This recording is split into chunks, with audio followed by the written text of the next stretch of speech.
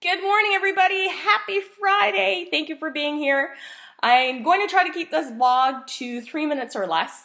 I had a situation happen yesterday which kind of left an icky feeling in my tummy, and I wanted to address that. I wanted to talk about how feeling powerful and acknowledging your own power is directly linked to radical self-love. So, all week I've been talking about this. This is vlog number 4 on radical self-love, and it's called Standing in Your Power. So yesterday, my good friend Ellen of Yoga for Everybody, I like to say Yoga for Everybody, in Minneapolis, so check her asana out, posted this on my Facebook page. No one is you, and that is your power. And that is so truthful. I think we forget that we're powerful souls and we're powerful beings. And our power lies in our vulnerability and our sensitivity and the ability to share ourselves with others. There is a community of people out there who are willing to support you, and those are the people that you need to have in your corner. And the people who try to pull power from you or make you feel less than or make you feel your contributions to their work is not valid or they don't celebrate who you are people we need to either distance, keep at arm's length, or remove from our lives entirely. I have been super fortunate to be able to work in yoga. I've been teaching yoga for over 20 years. I've been teaching yoga teachers how to be yoga teachers for the past 6 years.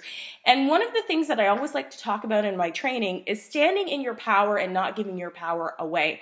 I spent a lot of my life feeling really powerless and giving my power away because I didn't feel worthy and because I was hurting. And once I started teaching yoga and taking yoga and following yoga philosophy, especially the yamas and niyamas, the first 2 limbs on the 8-limb path to yoga, I realized that I have personal power, and it's up to me to choose to use it and not give it away to other people. And given the history, of being a woman and being a woman of color and what that means for me in society from a place of power, it was really hard to stand in that power. And then I came to my yoga practice and I realized I have to root down into the earth to rise up, and we have to share our experiences and support each other, and then our power becomes greater and collective. When you've got people standing beside you and behind you and helping support you, that makes you feel powerful. So there's power in the tribe, and there's power to connecting with people who support your work, who support you, who feed your soul, and giving that back to them. So don't let people tell you you're less than or that your contributions to whatever projects that they're doing is not as valid and they could possibly do it without you when they become successful with it. Don't let that happen. Stand in your power and know whatever you contribute to somebody else actually helps them become more powerful. And having said that, I want to give a shout out to my posse who's been working on yoga and body image and body positivity and creating a diverse space for all bodies to come onto the mat. A big shout out to one of the first people who impacted me in terms of celebrating a curvy body was Curvy Yoga, Anna Jelly, my friend Amber Carnes, Body Positive Yoga, Yoga and Body Image Coalition. I was fortunate enough to write a chapter in a book called the Yoga and Body Image Book, 25 inspiring stories about beauty and bravery. So everybody talks about their experience of being in this body, how yoga has empowered them to stand in their power.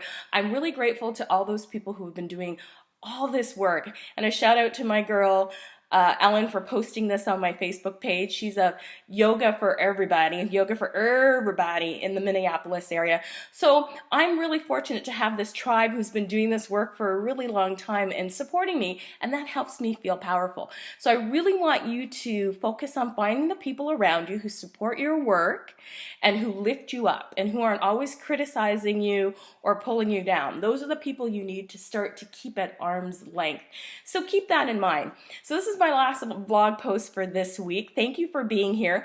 If you're interested in more blog posts or doing an e-course with me, I've got a wonderful project coming up called the Santosha Project that launches next week, and it talks about finding your own personal power and finding contentment in your life.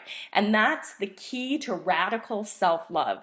Thank you for being here. I'm grateful to you. Have a great weekend. I'm thinking about tomorrow jumping on Periscope and doing a radical body love class, 9 a.m. Eastern Standard Time. If you're up and around and you want to join me, I'd love to see you there on Periscope, Diane Bondi Yoga. So, ta-ta for now. Have a great weekend. See you soon. Namaste.